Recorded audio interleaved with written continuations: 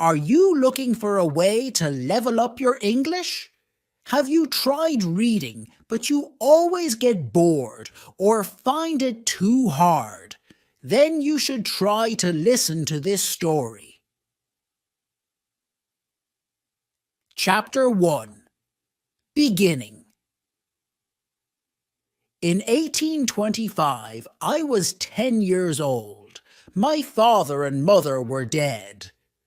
I lived with my aunt and uncle, Mr. and Mrs. Reed. Their house was called Gateshead Hall. The house was in Yorkshire, in the north of England. My aunt and uncle Reed had 2 children, a boy, John, and a girl, Eliza. I liked my Uncle Reed, and he liked me. But in 1825, my uncle died. After that, I was very unhappy. My Aunt Reed did not like me, and John and Eliza were unkind to me. It was a cold, rainy day in December. All of us were in the house. I wanted to be alone. I wanted to read. I opened a book. Then I heard my cousin John's voice. "Jane, Jane Eyre, where are you?" John shouted. He came into the room and he saw me. "Why are you reading my book?" he asked. "Give it to me." John took the book. He hit my head with it. I screamed. John hit me again. I pulled his hair and I kicked him. "Help! Help, Mama!" John shouted. "Jane Eyre is hurting me." Aunt Reed ran into the room. She pulled me away from John. "John hit me with a book," I said. "I hate him, and I hate you too." "You are a bad girl, Jane," my aunt said. "Why do you hate me?" "You don't like me," I replied. "John and Eliza are unkind to me. I want to leave Gateshead Hall." "You want to leave," Aunt Reed said. "Where will you go? Your parents are dead. You cannot live alone." Aunt Reed thought for a moment. "My friend, Mr. Brocklehurst, is the owner of a school," she said. "I will send you to Mr. Brocklehurst's school." A few days later, Mr. Brocklehurst came to Gateshead Hall. He was a very tall man. His eyes were dark and his face was cruel. "Jane Eyre," he said to me. "God does not like bad children. God punishes bad children, Jane Eyre." "God will punish John Reed," I replied.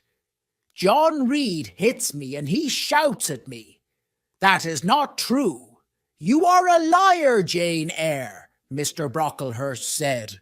"You must not tell lies, and you must not live here with your cousins. You will come to Lowood School. You will become a good girl." "I want to come to your school, sir," I said. "I want to leave this house." "Bad girls are punished at my school, Jane Eyre," Mr. Brocklehurst said. "The girls work very hard at Lowood."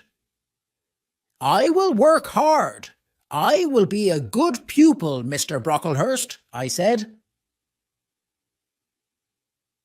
2 weeks later, I left Gateshead Hall. I went to Lowood School. Chapter 2. Lowood School. It was the month of January.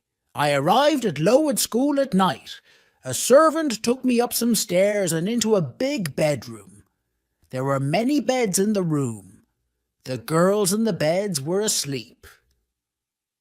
The servant took me to an empty bed. I put on my nightclothes and I got into bed. Soon I was asleep too. I woke up very early.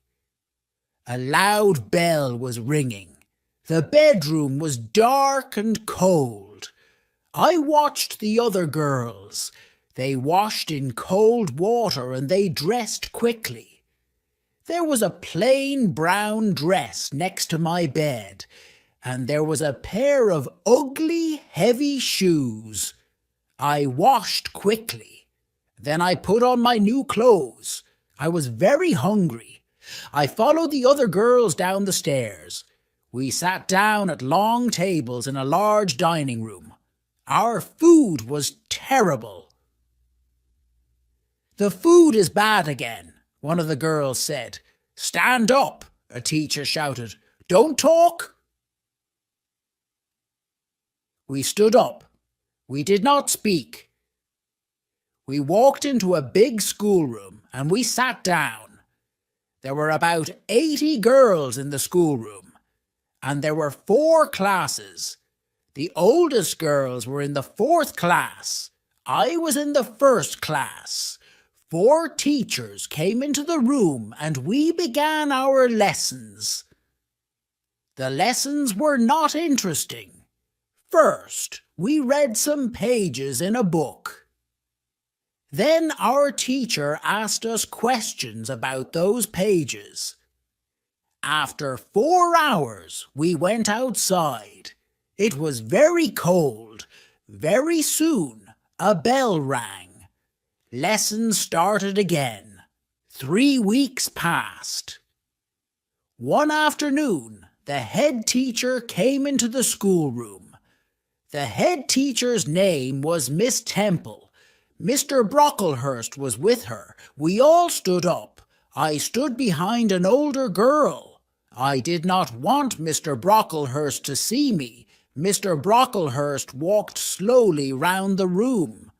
Everybody was very quiet, and then I dropped my book.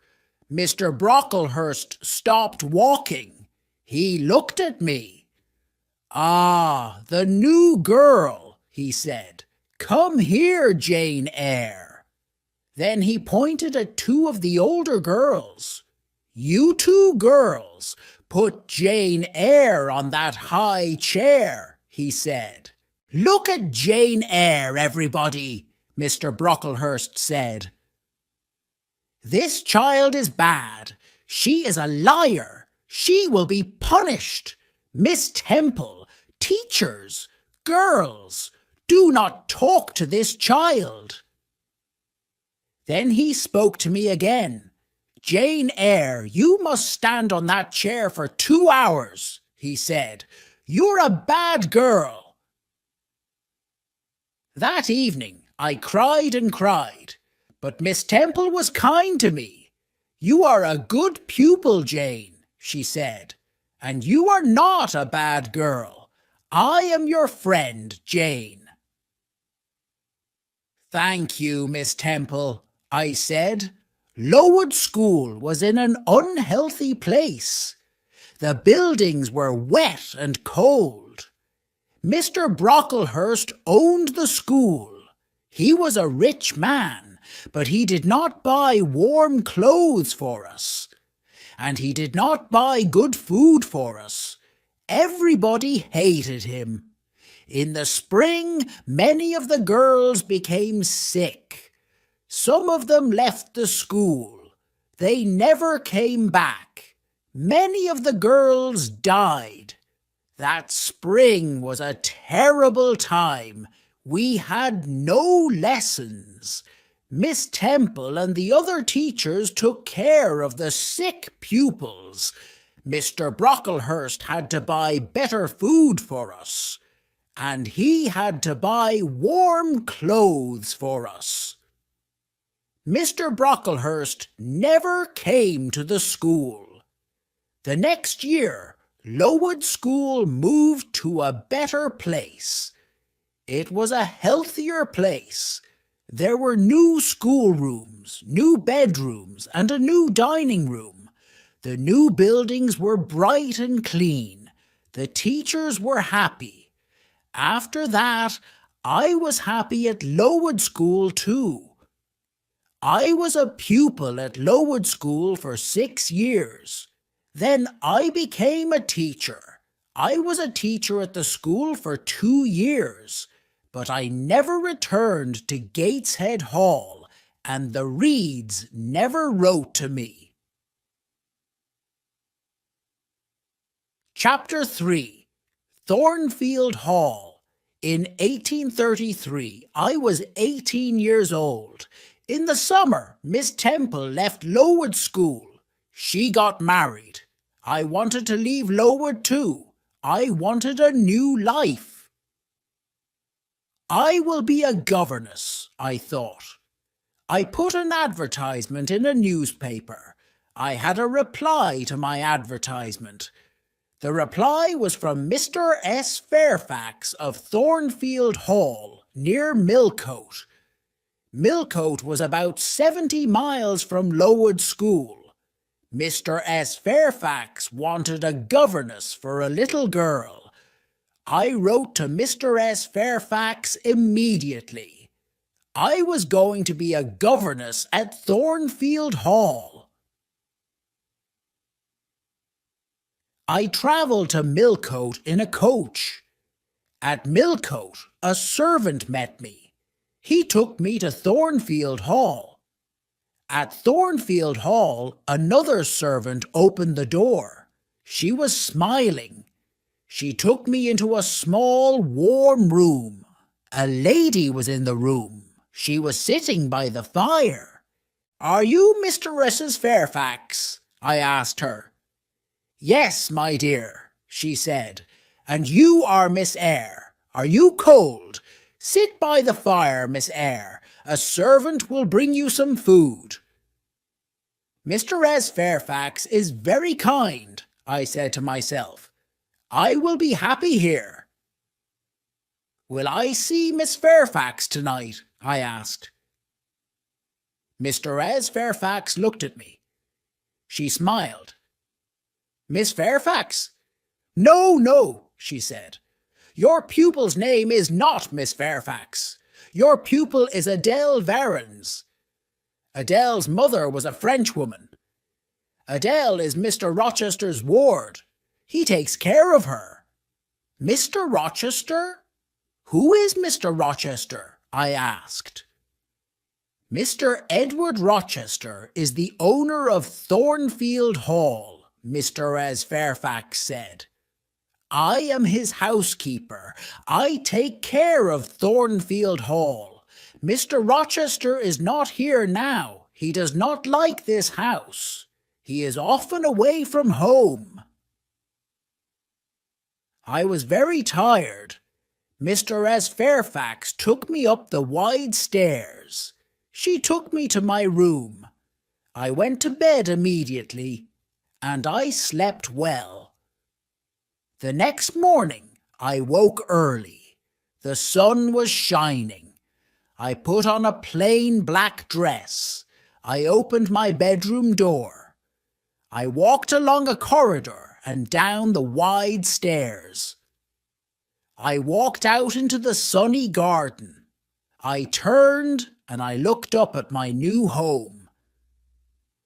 Thornfield Hall was a beautiful house with many large windows. The garden was beautiful too. After a few minutes, Mr. S. Fairfax came into the garden. She spoke to me. "Good morning, Miss Eyre," she said. "You have woken early. Miss Adele is here. After breakfast you must take her to the schoolroom.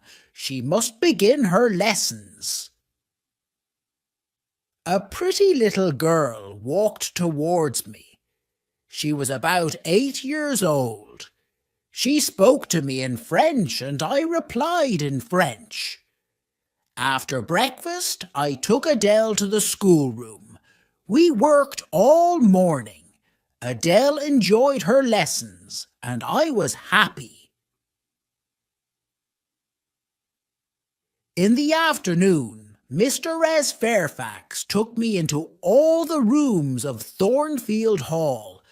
We looked at the paintings and at the beautiful furniture. We walked along the corridors. "Come up onto the roof, Miss Eyre," Mr. S. Fairfax said.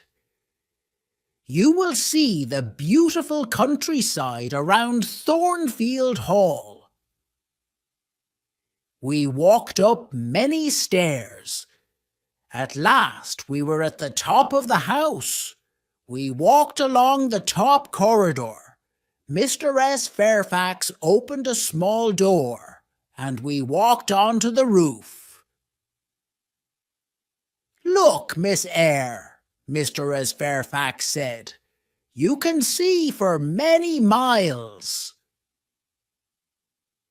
We stood on the roof for a few minutes. Then we went back into the house.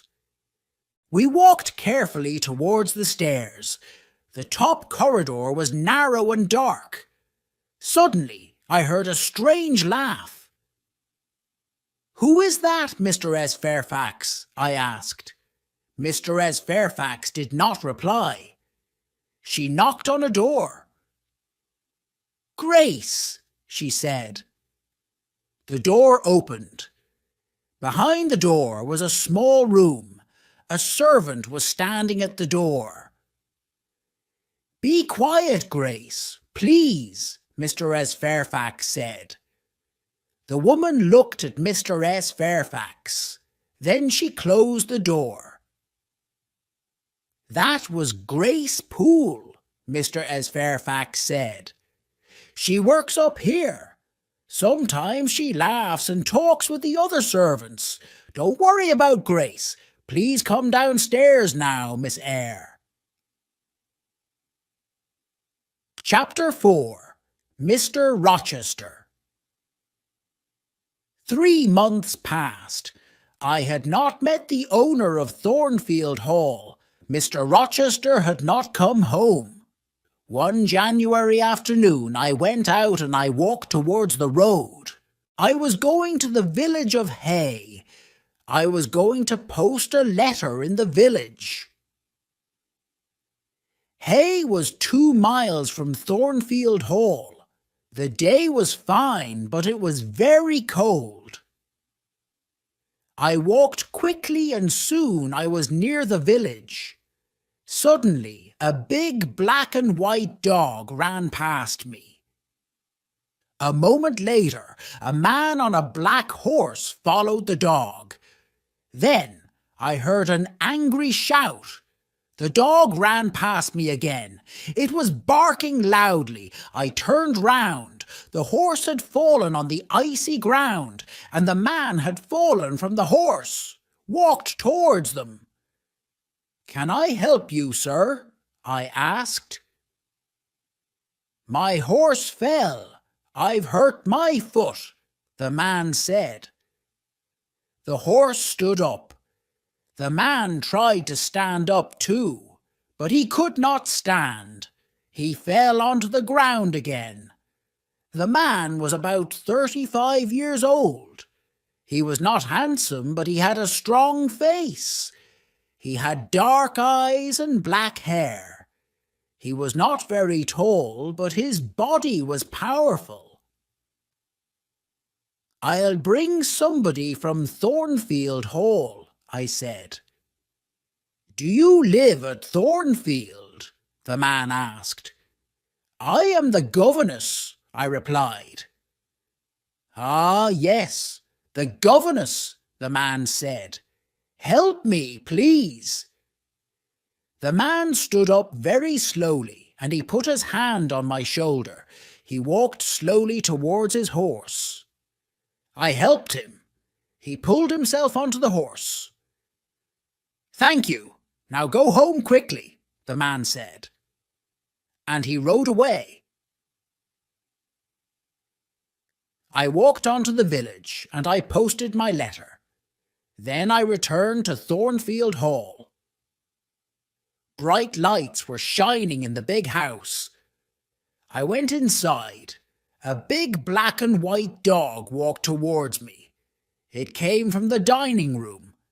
I had seen the dog before. "Whose dog is that?" I asked a servant. "It's Mr. Rochester's dog," the servant replied.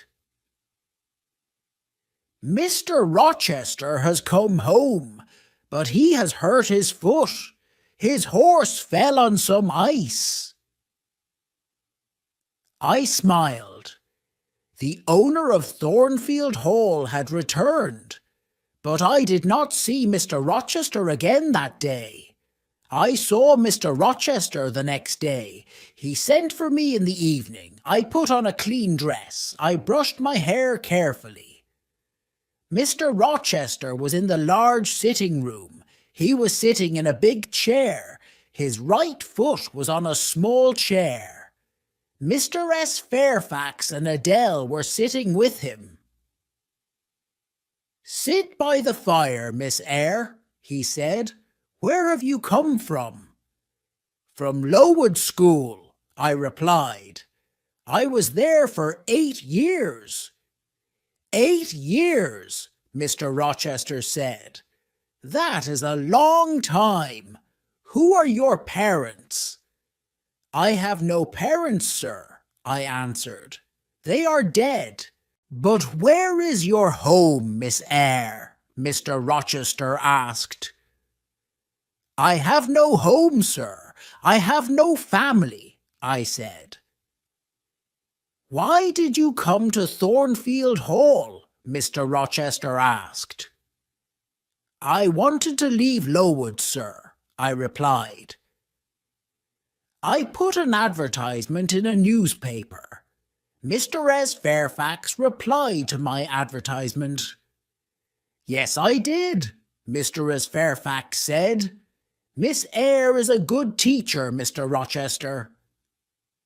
Mr. Rochester smiled for the first time. "You are very young, Miss Eyre," he said. "I am 18, sir," I replied.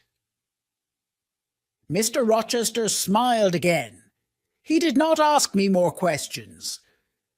After that evening, I did not see Mr. Rochester for a few days. Then, one night, he sent for me again. "Sit near me, Miss Eyre," he said. "Mr. Fairfax will talk to Adele." I sat down quietly, but I did not speak. The fire was very bright. I saw Mr. Rochester's face clearly. I saw his large dark eyes. He was smiling. He was happy. After a minute, Mr. Rochester spoke. "Miss Eyre," he said, "you are looking at me very carefully. Am I a handsome man?" "No, sir," I said. "You speak the truth, Miss Eyre," Mr. Rochester said. "Look at me again. Am I a kind man?" "No, sir," one said again. "You are smiling now, but you are not always kind." "That is true," Mr. Rochester replied. "I have had a difficult life. I have met bad people. I have been a bad person myself. Now Thornfield Hall is my home. But I hate this house. You are very young, Miss Eyre. You cannot understand me." "You are right. I don't understand you, sir," I said. I stood up. "Where are you going?" Mr. Rochester asked. "It is late. Adele must go to bed," I said. "Are you frightened of me, Miss Eyre?" Mr. Rochester asked. "No, sir," I replied. "But you say strange things, sir." Mr. Rochester smiled. "Take Adele to her bedroom now, Miss Eyre," he said. "We will talk again tomorrow." After that night, we talked together many times. Mr. Rochester was an interesting man, but he was a strange man too. I often thought about him. Why does Mr. Rochester hate Thornfield? I asked myself. Thornfield Hall is a beautiful place, but Mr. Rochester is not happy. Chapter 5. Fire. It was March. One night I was in bed, but I was not asleep. The house was quiet. Suddenly I heard a sound in the corridor outside my room. "Who's there?" I said. Nobody answered. Then I heard a strange laugh. I got out of my bed and I went quietly to the door. I listened. I heard another sound. Somebody was walking up the stairs to the top corridor. Then I heard somebody close a door. "Was that Grace Poole?" I said to myself. Yes, it was Grace. Why was she laughing? And why is she walking in the house at night? Is she mad?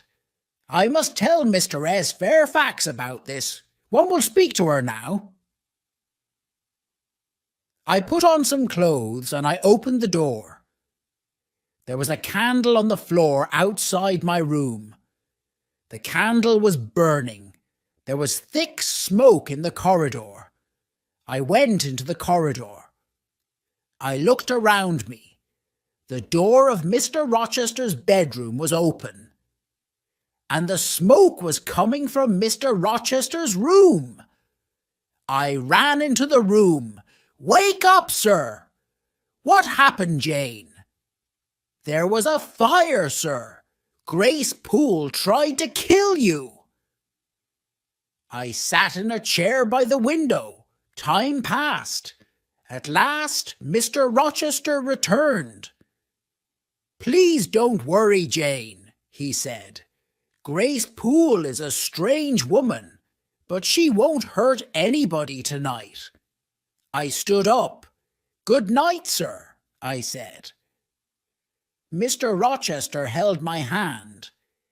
He looked at me and he smiled. "Thank you, my dear friend," he said. "You saved my life tonight, Jane." "Good night, sir," I said again. I went back to my bed. I was very tired, but at first I could not sleep. Suddenly I understood something. I loved Mr. Rochester. He had smiled at me. He had held my hand. Did he love me? I did not know, but I thought about Mr. Rochester for a long time. I did not see Mr. Rochester the next day. He did not send for me. In the evening I went down to Mr. S. Fairfax's sitting room. The housekeeper was looking out of the window. "The weather has been good today," Mr. S. Fairfax said. Mr. Rochester had a good day for his journey. "His journey? Where has he gone?" I asked. I was surprised. "He has gone to Ingram Park," Mr. Fairfax replied. "Mr. Rochester will stay there for a week or more. He has many friends. All his friends will be at Ingram Park this week." "Will there be any ladies at Ingram Park?" one asked. "Yes," Mr. S. Fairfax said. "There will be many ladies there. Miss Blanche Ingram will be there. Mr. Rochester has known her for many years." "Is Miss Ingram beautiful?" I asked. "She is very beautiful," Mr. S. Fairfax said. "Will Mr. Rochester marry her?" I asked. Mr. S. Fairfax smiled. "I don't know, Miss Eyre," she replied. "I don't know." I was very unhappy. I went up to my bedroom. I looked in my mirror. "Jane Eyre," I said to myself, "you are not pretty, and you are poor. Mr. Rochester will never marry you. He will marry Miss Blanche Ingram. She is a rich lady. You are a poor governess. Forget Mr. Rochester, Jane Eyre. Forget him. Chapter 6. Guests at Thornfield Hall. 2 weeks later, a letter arrived for Mr. S. Fairfax. Mr. Rochester will return on Thursday, Mr. S. Fairfax said. Some of his friends will come here with him. There will be many guests at Thornfield Hall. On Thursday evening, Mr. S. Fairfax, Adele and I were in Adele's bedroom. Mr. S. Fairfax was looking out of the window. The guests are arriving now. Mr. S. Fairfax said. I went to the window and I looked out. There were 3 carriages. 2 people were riding horses. Mr. Rochester was riding his big black horse. A beautiful young woman was riding a white horse. Mr. S. Fairfax pointed to the young woman. That is Miss Ingram, the housekeeper said. Then she went downstairs. Adele wanted to go downstairs too. No, Adele, I said. We cannot go downstairs tonight. Mr. Rochester is talking to his guests. The next day, Mr. S. Fairfax came into the schoolroom. Mr. Rochester wants you to meet his guests tonight, Miss Eyre, she said. Adele must meet them too. Later, Adele and I went quietly into the sitting room, and soon 8 ladies came into the room. One of them was tall, dark, and very beautiful. She was Blanche Ingram. Adele ran towards her. Good evening, beautiful lady, she said in French. What a pretty little girl, Blanche Ingram said. Miss Ingram spoke to the other ladies, and she spoke to Adele. But she did not speak to me. Half an hour later, the gentleman came into the room. I looked at Mr. Rochester. He saw me, but he did not speak to me. Miss Ingram pointed at Adele. Why doesn't this little girl live at a school, Mr. Rochester? She asked. Adele learns her lessons at home, Mr. Rochester replied. She has a governess. Oh, yes. That small woman by the window, Miss Ingram said. I had many governesses. I hated all of them. They were all ugly and stupid. Later, Miss Ingram and Mr. Rochester sang some songs together. Mr. Rochester had a fine voice. I listened to the songs. Then I left the room. Mr. Rochester followed me. What is wrong, Jane? He asked. Nothing is wrong, sir, I said. But I am tired. I am going to my room. Good night, sir.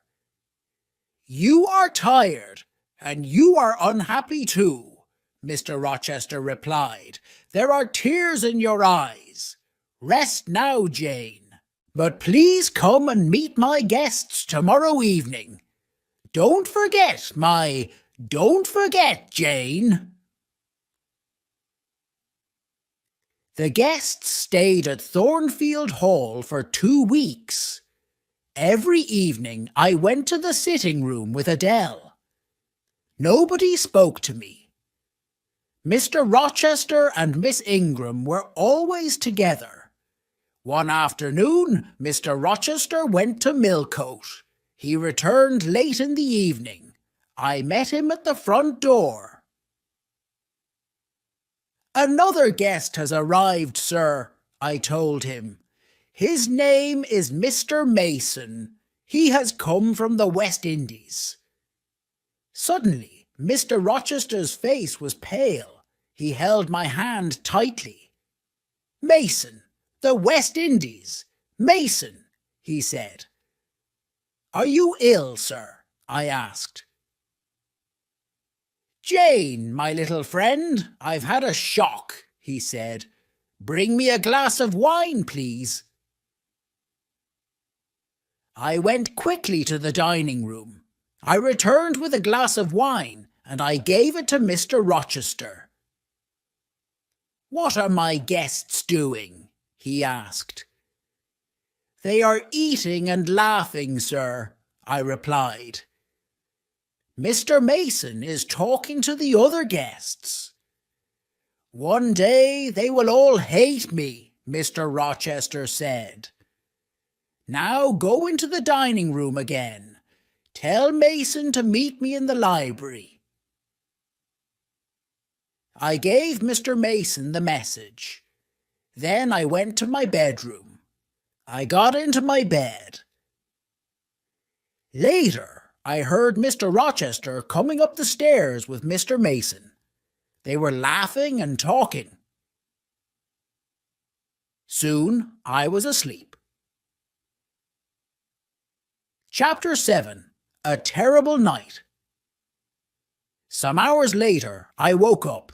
A terrible cry had woken me. The moon was bright. Its light was shining through my window. I listened. Then I heard somebody shouting, "Help! Help! Rochester, help me!" The voice came from the top corridor. "Help! Help!" I got out of bed and I put on a dress and some shoes. I opened my door. All the guests were in the corridor outside the bedrooms. They were all asking questions. "What happened?" they asked. "Is there a fire? Who is hurt? Where is Mr. Rochester?" "I am here," Mr. Rochester said. "He was walking down the stairs from the top corridor."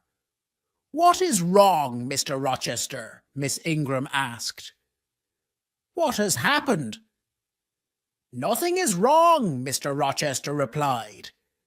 "One of the servants has had a bad dream. Go back to bed." I went back to my room, but something was wrong. I did not get into my bed. I waited. Soon somebody knocked on my door. I opened the door. Mr. Rochester was standing in the corridor. "Jane, follow me. Do not make a sound," Mr. Rochester said. We went up to the top corridor. Mr. Rochester unlocked a door and we went inside a room. Mr. Mason was sitting on a chair in the room. His face was pale and his shirt was covered with blood. Then I heard a terrible laugh. The sound came from the next room. Grace Poole is a mad woman, I thought. Why does Mr. Rochester have a mad servant? Mr. Rochester spoke quietly to Mr. Mason. "I am going to bring a doctor, Richard," he said. Then he spoke to me. "Stay here, Jane. Wash Mr. Mason's arm, but do not speak to him." Mr. Rochester left the room. I washed Mr. Mason's arm. We waited for Mr. Rochester and the doctor. Mr. Mason did not speak to me, and I did not speak to him. After 2 hours, Mr. Rochester returned. The doctor was with him. The doctor looked at Mr. Mason's arm.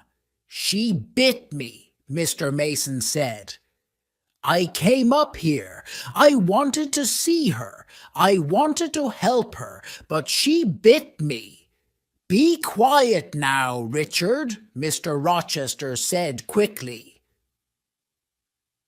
The doctor put a bandage on Mr. Mason's arm. Mr. Rochester put Mr. Mason's coat round the injured man's shoulders. Then he spoke to me again. Run downstairs, Jane. Unlock the small door at the side of the house, he said. We will follow you. I went quickly downstairs and I opened the door. Outside the door, a servant was waiting with a carriage. Mr. Mason and the doctor came out of the house. They got into the carriage. Then Mr. Rochester came out of the house too. Mr. Mason spoke to him through the window of the carriage. Help her. Be kind to her, Rochester, he said. Yes, I will, Mason, Mr. Rochester said. The servant drove the carriage away. Will you walk in the garden with me, Jane? Mr. Rochester asked. I do not want to sleep now. Yes, I will, sir, I said.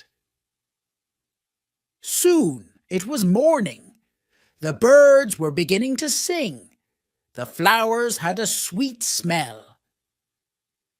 It has been a strange night, Jane, Mr. Rochester said.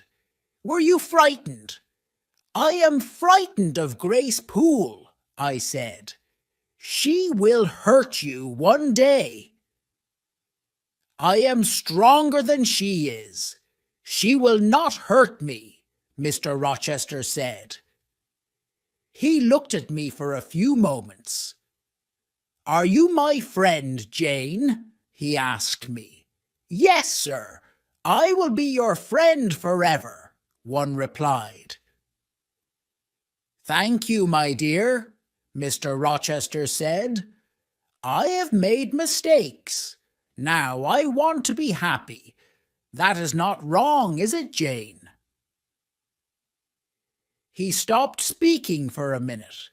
Then he said, Go into the house. I'll talk to you tomorrow. But the next day I had a letter from Gateshead Hall, my Aunt Reed's house. The letter was from my cousin Eliza. I started the journey to my Aunt Reed's house immediately. I arrived there the next day. My Aunt Reed was very, very ill. She could not move, and she did not speak to me. I wanted to return to Thornfield Hall. I wanted to see Mr. Rochester. But Eliza wanted me to stay at Gateshead Hall. After 3 weeks, my aunt spoke to me at last. She spoke very slowly. Are you Jane Eyre? She asked. Yes, Aunt Reed. I am Jane Eyre, I replied. There is a letter for you, Aunt Reed said. It is in my desk. Call Eliza, please. She will get the letter. Eliza came into the room. She opened the desk and she gave me a letter. Read the letter, Jane, my aunt said. The letter had come from Madeira, but it was 3 years old. I answered that letter, Aunt Reed said. I hated you, Jane. I did not want you to have your uncle's money. I wrote to John Eyre. I wrote, Jane Eyre is dead. She died at Lowood School. I am sorry, Jane. I was wrong. Mr. Reed died that night. I left Gateshead Hall a few days later. I took my uncle's letter with me. Mr. Rochester met me at Thornfield Hall. Welcome back to my house, he said. This is your home, Jane. Thank you, sir, I said. I am very happy here. Mr. Rochester's guests had left. No other visitors came to Thornfield Hall. Every day Mr. Rochester and I talked together, and every day I loved him more. Chapter 8. In the garden in June, the weather was hot. One evening I walked into the garden. Mr. Rochester was there too. "Do you like this house, Jane?" he asked. "Yes, sir," I replied. "Soon Adele will go to live at a school, Jane," he said. "Then I will not want a governess here. Will you be sad then, Jane? Will you leave Thornfield Hall?" "Leave?" I said quickly. "Must I leave Thornfield?" "My dear," Mr. Rochester stopped. He was silent for a moment. Then he said, "I am going to be married soon." "Oh, sir," I said, "then I must go far away from Thornfield, far away from you, sir." I started to cry. "I will always remember you, Jane," Mr. Rochester said. "Will you forget me?" "No, sir," I replied. "I will never forget you. I don't want to leave Thornfield, sir. One don't want to leave you." "Don't leave, Jane," Mr. Rochester said. "Stay here." He smiled at me. "I must not stay here, sir," I said. "You are going to marry Miss Ingram. I am poor. I do not have a pretty face, but I have a heart. It is a loving heart, sir." "Jane, I am not going to marry Miss Ingram," Mr. Rochester said. "She is rich. She is beautiful. You are poor. You are not beautiful, but I want to marry you. Will you marry me, Jane?" For a moment I could not speak. At last I asked, "Do you love me, sir?" "I do," he replied. "Then, sir, I will marry you," I said. And Mr. Rochester kissed me. "My dearest Jane," he said, "nothing can stop our marriage now. We will be married in a month, Jane." We kissed again. Then I said good night, and I went into the house. I went upstairs to my room. Later, I remembered my Uncle John Eyre's letter. "I will write to him in Madeira," I said to myself.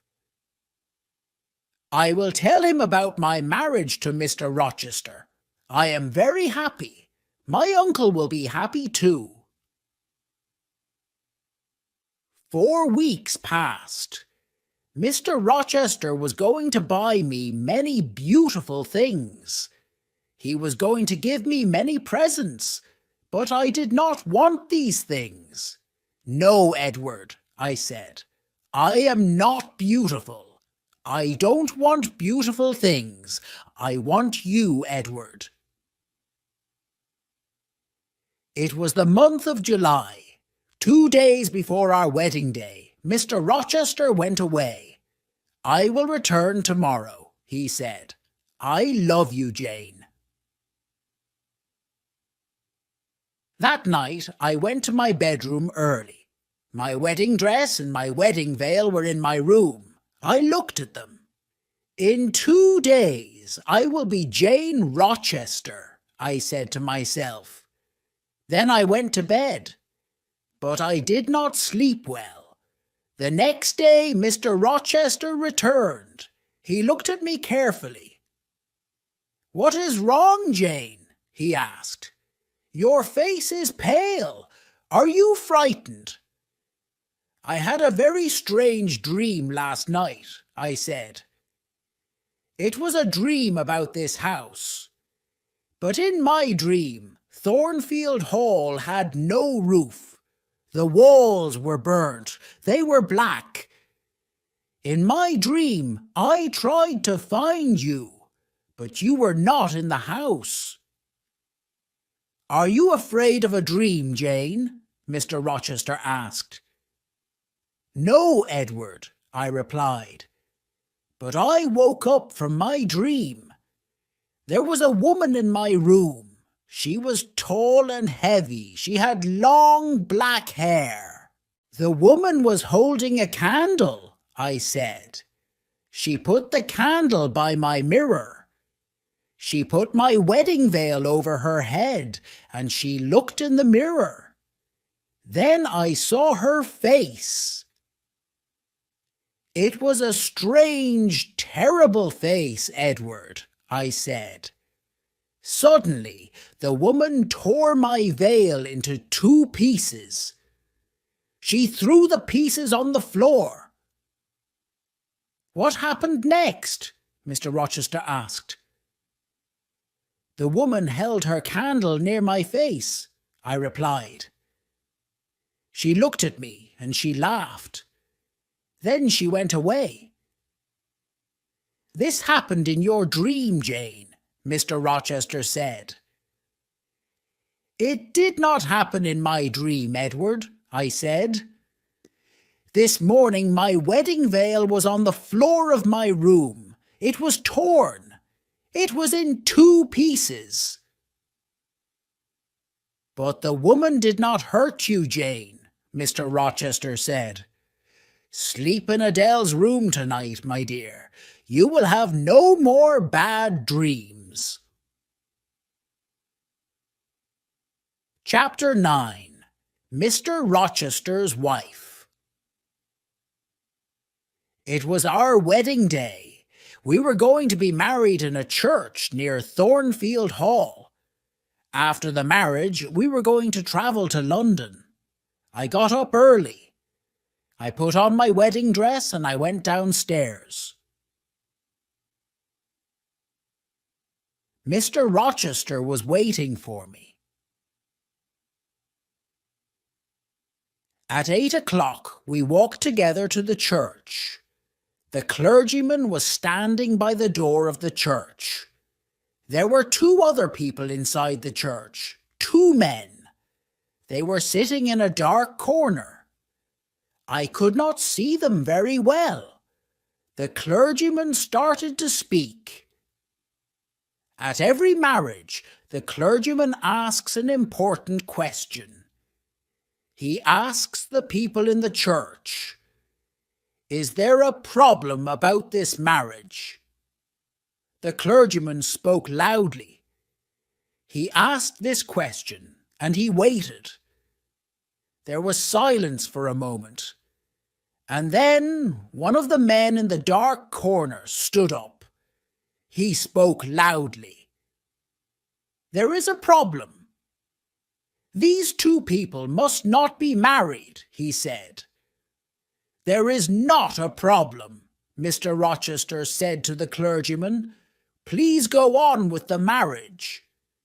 "No, I cannot go on with the marriage," the clergyman replied. He spoke to the man in the corner. "What is the problem, sir?" he asked. Mr. Rochester turned and looked at the man. "Who are you? What do you know about me?" he asked angrily. "My name is Briggs, sir. I am a lawyer," the man replied. "I know many things about you. 15 years ago, you were married in the West Indies. Your wife's name is Bertha Mason. She is alive. She lives at Thornfield Hall." "How do you know that?" Mr. Rochester shouted. The other man in the dark corner stood up. He walked towards us. It was Richard Mason. "Bertha Mason is my sister," he said. "I saw her at Thornfield Hall in April." Mr. Rochester's face was pale. For a minute he was silent. Then he spoke quietly. "It is true," he said. "My wife is living at Thornfield Hall. She is mad. Come to the house, all of you. Come and see Mr. S. Rochester. Come and see the mad woman." We all left the church. Nobody spoke. At Thornfield, Mr. S. Fairfax and Adele were waiting for us. They were smiling happily.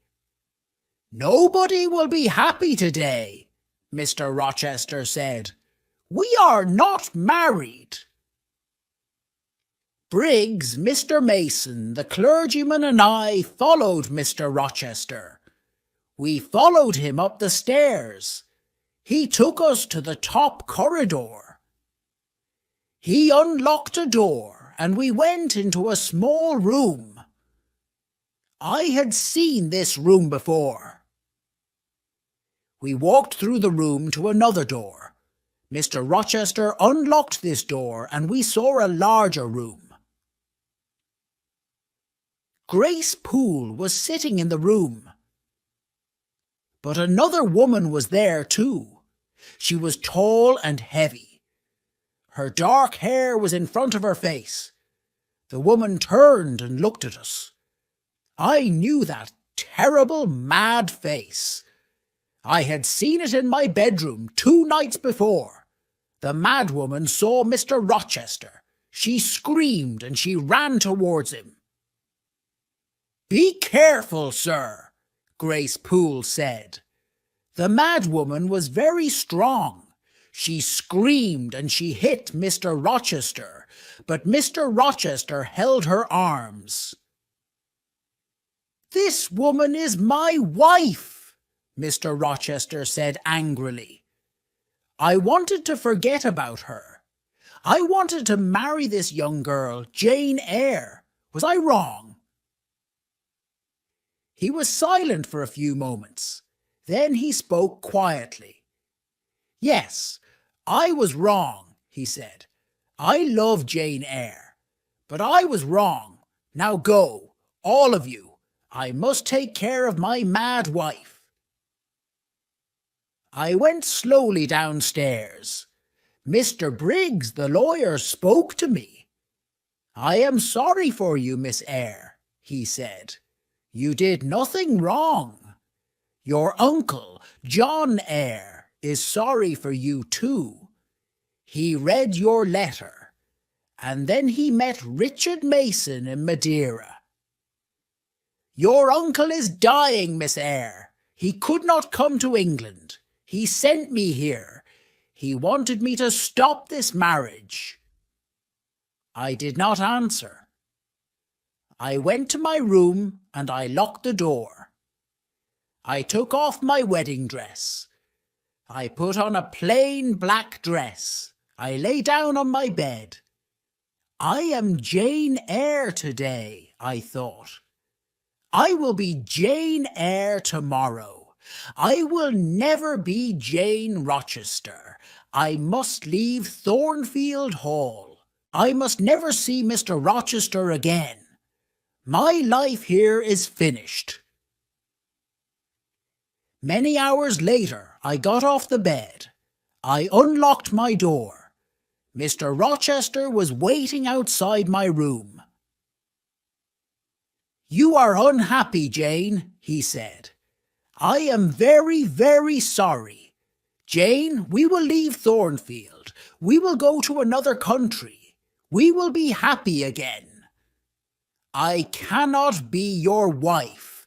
I cannot live with you," I said. "I must leave you, Edward." "Listen, Jane," Mr. Rochester said. "My father wanted me to marry Bertha Mason. Her family was very rich. I married her. My father was happy. But I was not happy. Bertha was mad, and she was a bad woman. Nobody told me about her. She was married to me, but she met other men. She was drunk every day. She tried to kill me many times. After 4 years, I brought Bertha here to Thornfield Hall," Mr. Rochester said, "then went away. Grace Poole took care of Bertha. I met other women. One of them was a French singer. She was Adele's mother. Adele is my daughter, Jane. But I did not love the French singer. I did not love anybody. I came home to Thornfield Hall. Then you came here and I loved you. I will always love you. Please stay with me, Jane. No, Edward, I said. I am going away. We will be unhappy. But we must not be together. Goodbye, Edward. Oh, Jane, Jane, my love, Mr. Rochester said. Don't leave me. I kissed Mr. Rochester. God will help you, Edward, I said. Quickly I went into my room.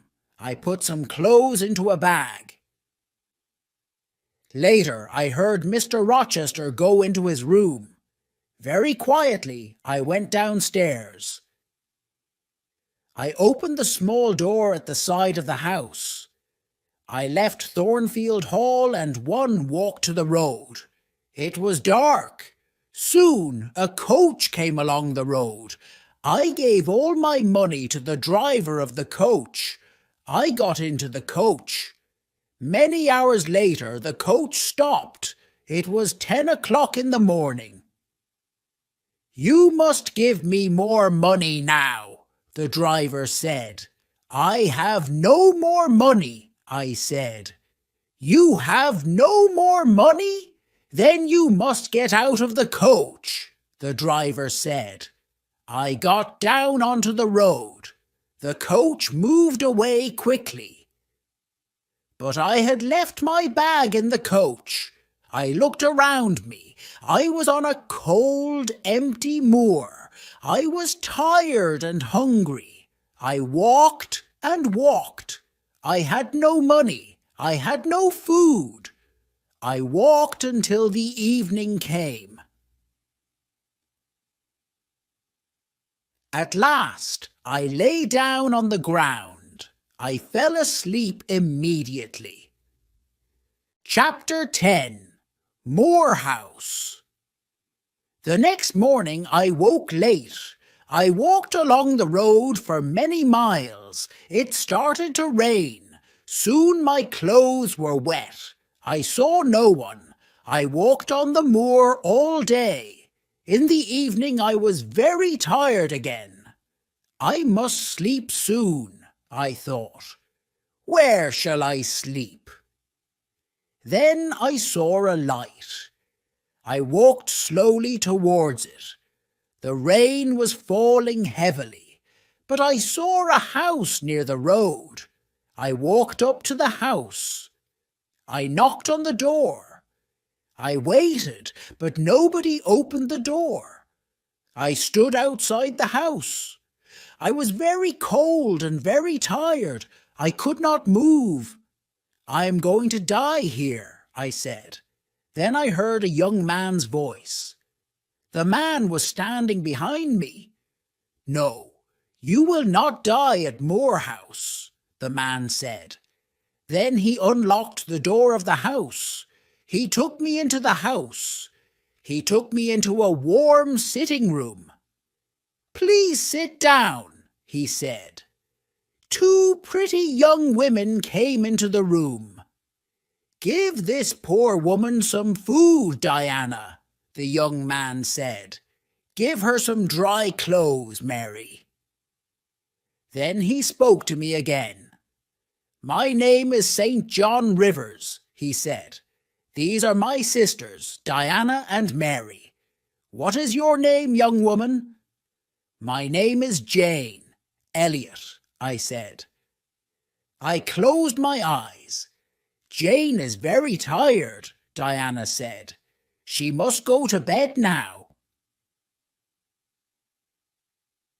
I stayed in bed at Moorhouse for 3 days.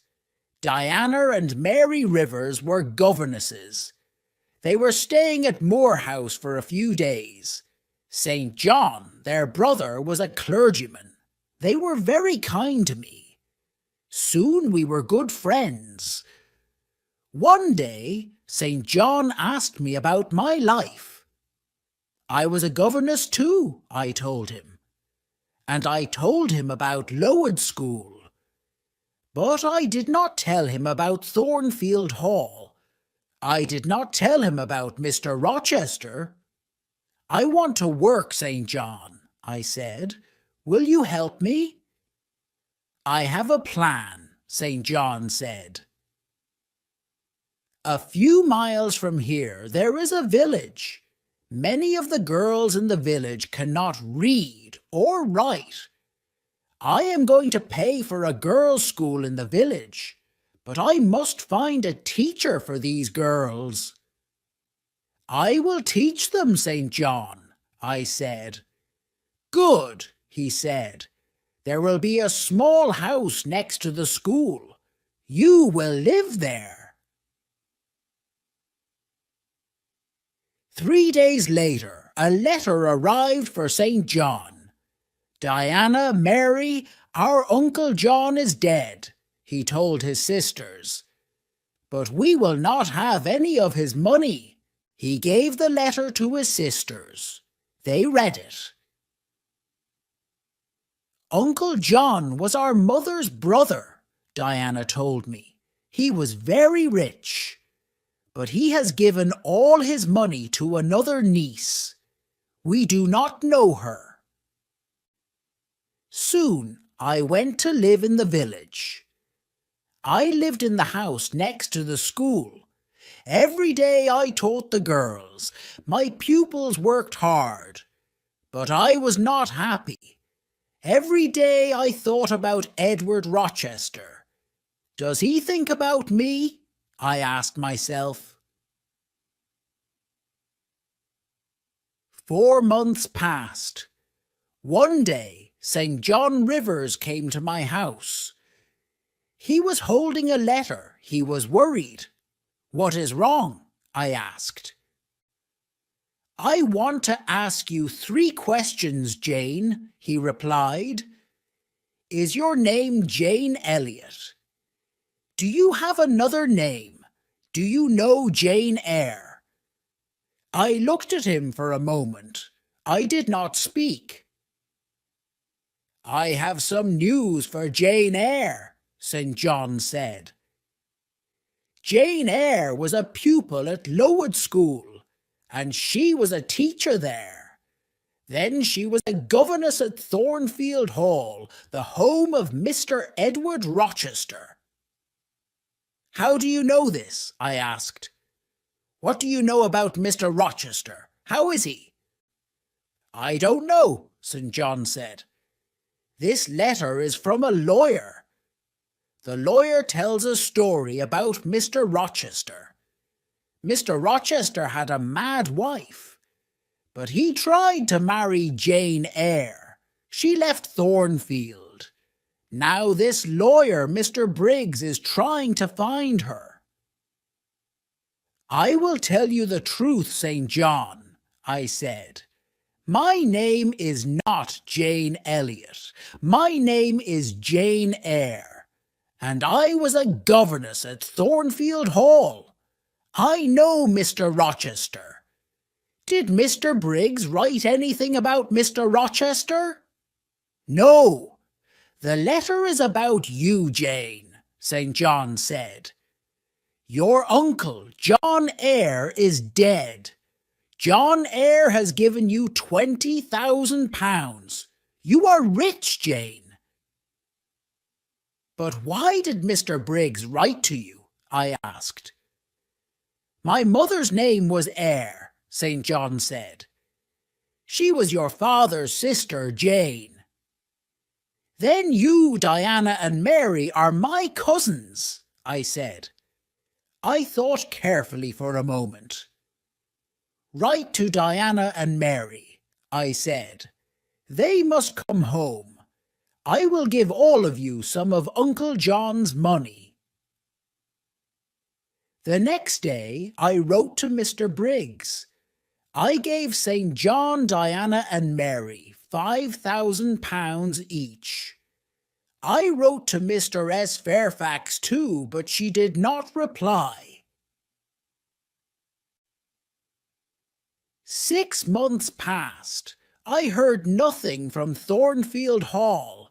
I heard nothing about Mr. Rochester. Then one day I was walking on the moor. Suddenly I heard a voice. There was nobody on the moor, but the voice was calling my name, Jane, Jane, Jane. That is Mr. Rochester's voice, I said to myself. Then I shouted, I am coming, Edward, I am coming. I ran to Moor House. I spoke to my cousins. I am going to Thornfield Hall tomorrow, I told them. I began my journey the next day. Chapter 11.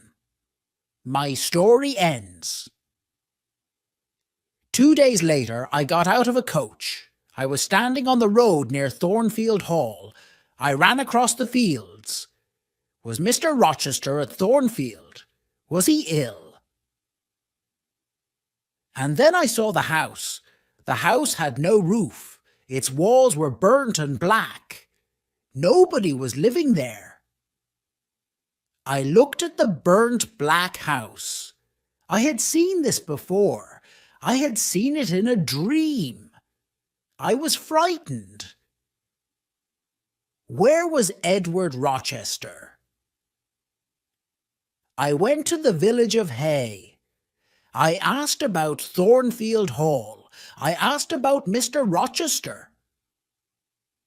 3 months ago, there was a fire at Thornfield Hall, a man told me. The madwoman burnt the house. She was Mr. Rochester's wife. Was Mr. Rochester in the house? I asked. Yes, he was there, the man replied. He tried to save his wife's life. He went into the burning house. But the madwoman jumped from the roof. She died. Was Mr. Rochester hurt? I asked quickly. Yes, he was badly hurt, the man said. He is blind. He can't see. And he has only one hand. Where is he? One asked. Where is he? He is living at Ferndean. It is an old house about 30 miles away, the man said. Do you have a carriage? I asked. I must go to Ferndean immediately. I got out of the carriage near Ferndean. I walked to the house. I knocked on the door. A servant opened it. I knew her. Oh, Miss Eyre, you have come, she said. Mr. Rochester has been calling your name. A bell rang in another room. That is Mr. Rochester's bell, the woman said. He wants some candles. There were 2 candles on a table near the door. The woman lit them and she picked them up. Mr. Rochester is blind, but he always burns candles in his room in the evenings, she said. Give the candles to me, I said. I'll take them to him. I opened the door of Mr. Rochester's room. His black and white dog was sitting by the fire. The dog jumped up and ran towards me. Who is there? Mr. Rochester said. Don't you know me, Edward? I asked. Your dog knows me. I put the candles on a table. I held Mr. Rochester's hand. I know that voice, and I know this little hand, Mr. Rochester said. Is that you, Jane? Yes, sir, I have found you at last, I said. I will never leave you again. Then I told Mr. Rochester my story. Why did you leave your cousins, Jane? Mr. Rochester asked. Why did you come back to me? I am blind. I have only one hand. I will take care of you, Edward, I said. But I don't want a servant, Mr. Rochester replied. I want a wife. You will have a wife, Edward, I said. I will be your wife. I will marry you. I loved you very much at Thornfield Hall. Now I love you more. Mr. Rochester and I got married. After a time his eyes were better. He could see a little. He saw the face of our first child. My dear Edward and I are very happy.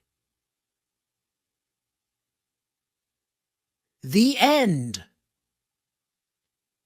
If you enjoyed the story and want to say thank you, then you can subscribe to my other channel and visit it. You can find it in I button.